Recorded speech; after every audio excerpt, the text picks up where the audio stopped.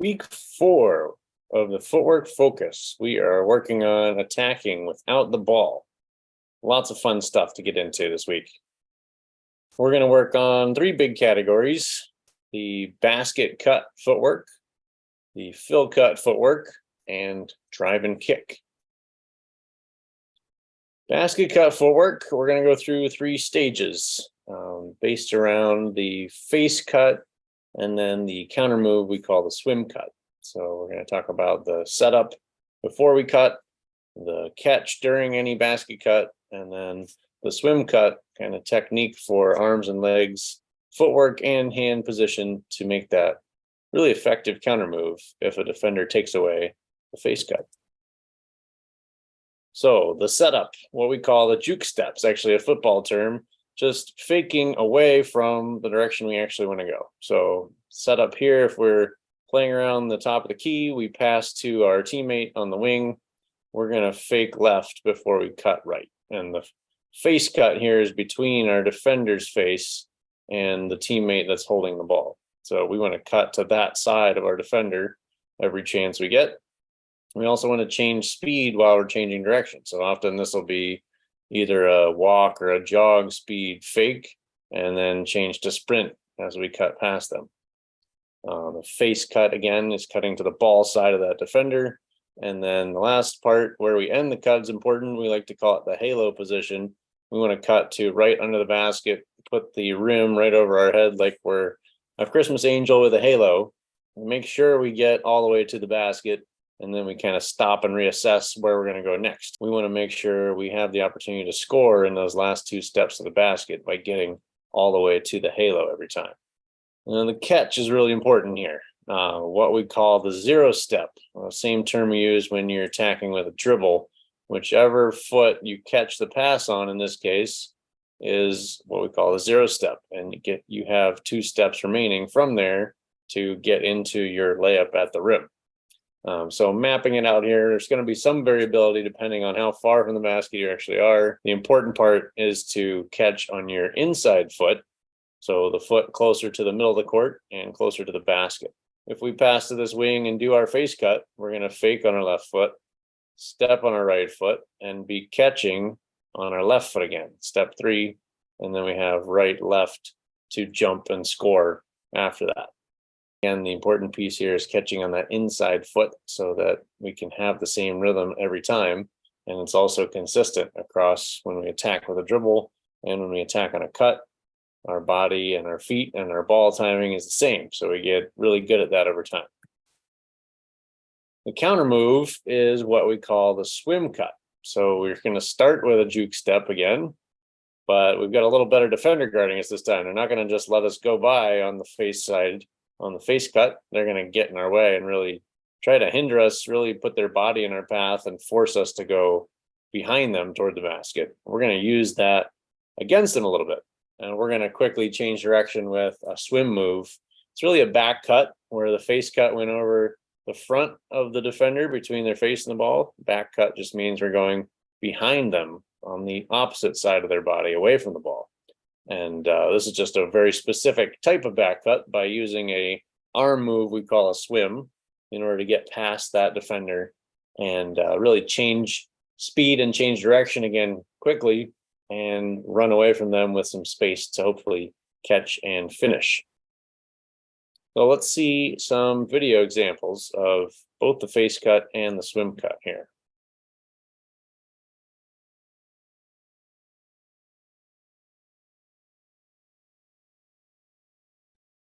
Here we're going to go catch on left inside foot and take a 1-2 finish. Notice our pass here is off the dribble. If we're playing as a point guard, we want to be able to pop that dribble out without having to pick it up with 2 hands. Here's the swim cut, counter move. I'm running into that defender, and then I'm swimming right arm and right leg through their body to get past them and make a back cut. And we're actually running to the opposite side of the rim here to get even more space. Running away from the defense before they can catch up once we've locked them behind us by swimming through their body. So left arm is going to tap on their back. Right arm is going to swim overhead. That is what we call a swim cut. fill cut footwork. So early attack, the inside pivot advantage. We're going to talk about why we want to do it this way and why it creates an advantage by using this specific footwork, and how it allows you to really attack as early as possible. That's a term I learned from a mentor of mine, Kevin Nunley, going back 10 or 15 years ago now. And still great terminology to really get you in the mindset of what we're trying to do here with this specific move. And then we're going to have two different dribble moves that come out of this after we catch on our inside foot, ripping opposite to drive away from where the pass came from, or catch on the run, taking our momentum right into a dribble without slowing down and being able to attack in the same direction we're already moving. So let's go through what the early attack means. So the inside pivot advantage, the inside pivot just means the foot closest to the basket. So if we are this player running toward a passer, which is a very frequent situation in the game, you can imagine as your team is set up, somebody was here with a point guard, they just did the face cut we were just talking about, and they left this big empty space open, and you are now filling that space. That's why we call it a fill cut. The inside pivot part just means that you're going to turn on your left foot first as you face the basket and catch a pass. What we're trying to do with this move is catch on our inside foot as we turn, and we're able to shoot as soon as the ball hits our hands, which really gives us a huge advantage, puts a lot more pressure on the defense, makes the defense want to step out to try to guard us a lot closer, and that opens up opportunities for other counter moves, such as another back cut similar to our swim cut we just talked about. So the main framework here, the setup is filling toward the ball, catching on the foot closest to the basket, and then squaring up to the basket as that outside foot swings around. So if you can imagine your left foot landing, your right foot swinging around to match it, when the right foot touches is when we're ready to go. We would also do this move in the other direction. If we came the direction of this dashed line arrow, we would then turn on our right foot first, because that foot would be closer to the basket. That would be our inside foot at that point. Rip opposite, great terminology from another mentor of mine, Noah Roach, which really simplified a big offensive concept here.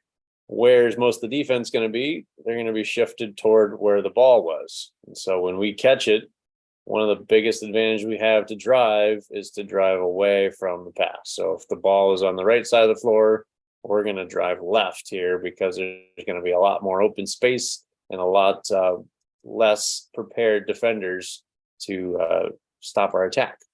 So as we turn on that inside foot and stop squared up as if we're going to shoot, we're then going to take our right foot and step over to go with a left-hand dribble and attack the basket.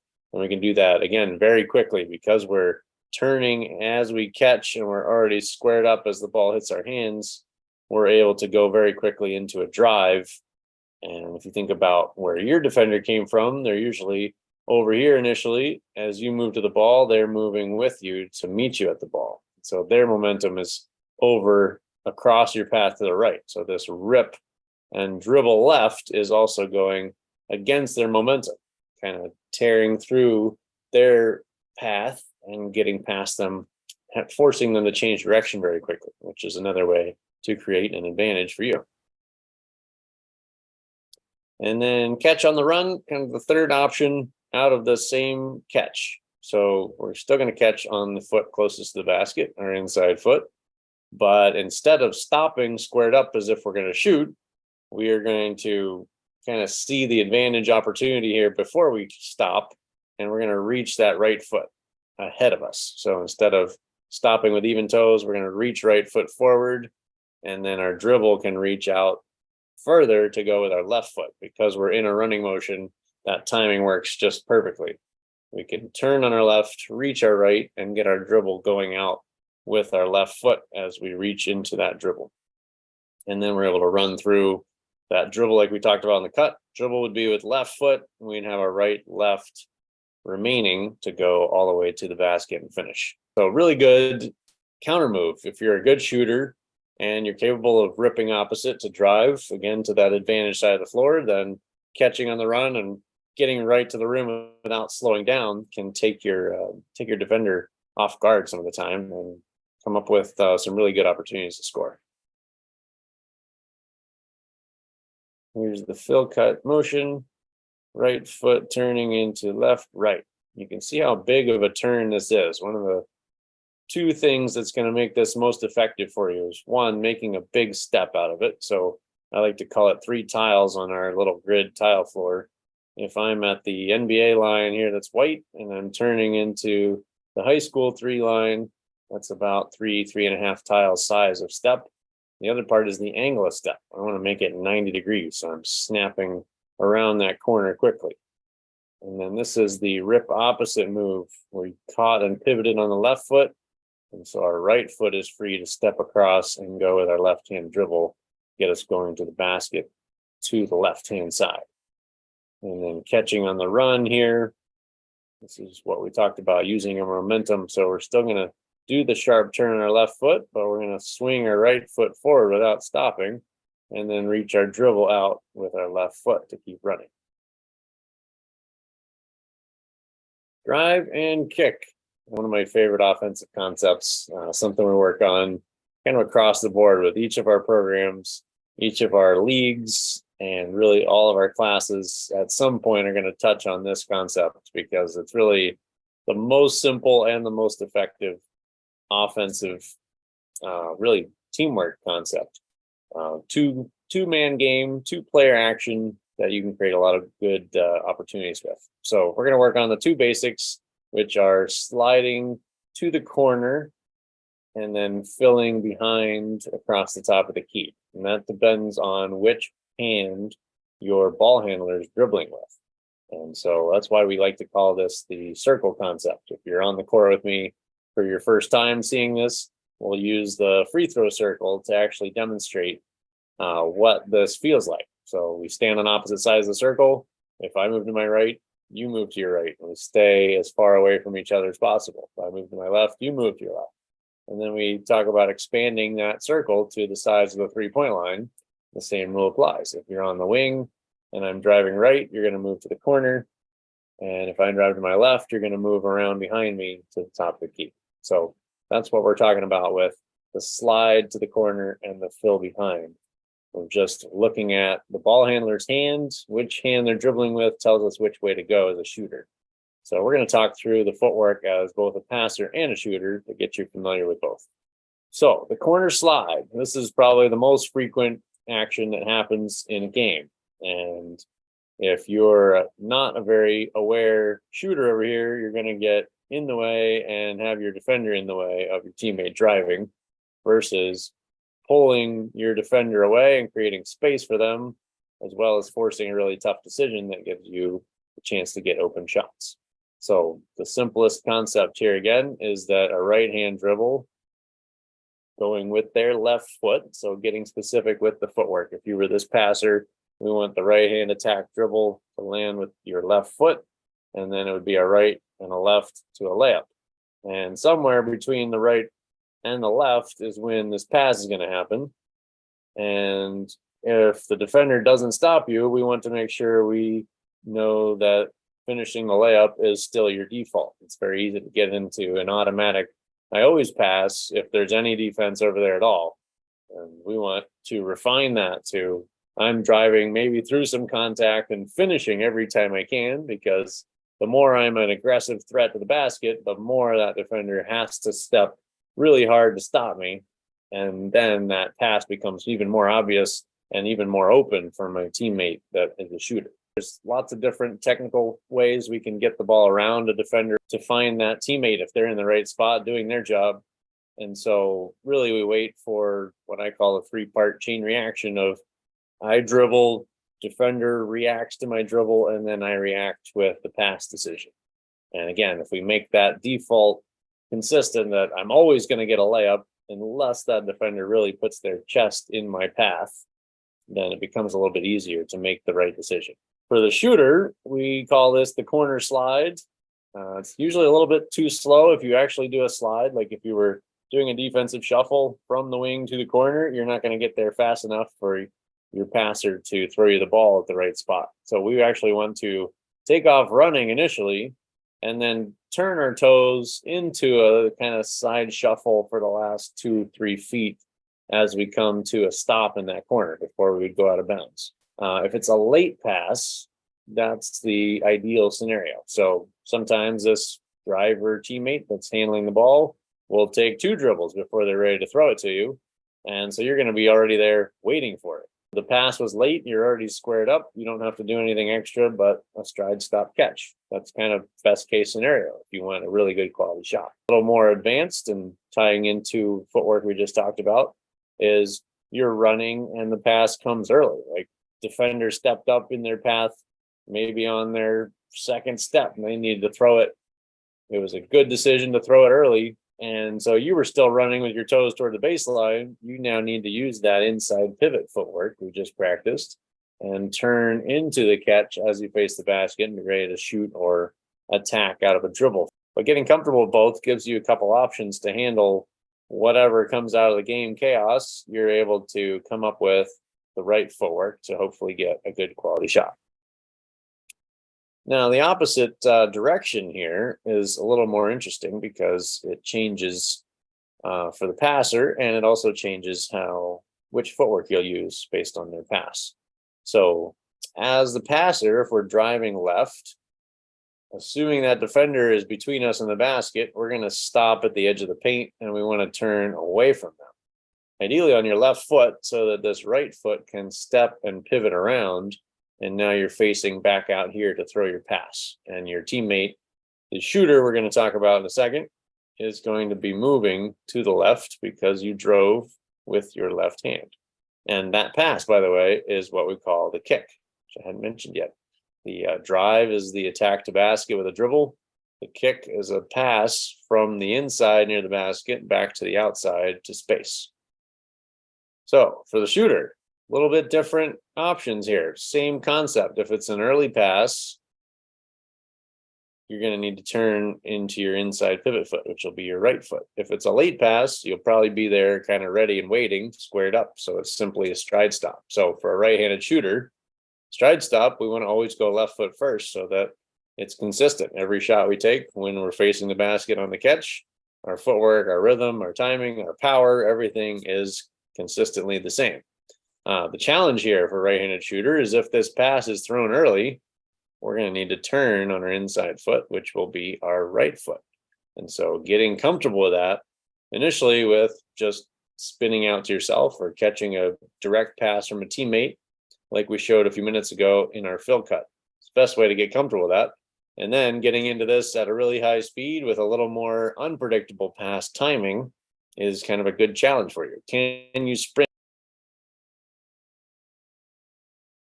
Right hand drive, early pass, turning as I catch into inside pivot. Look at that shot.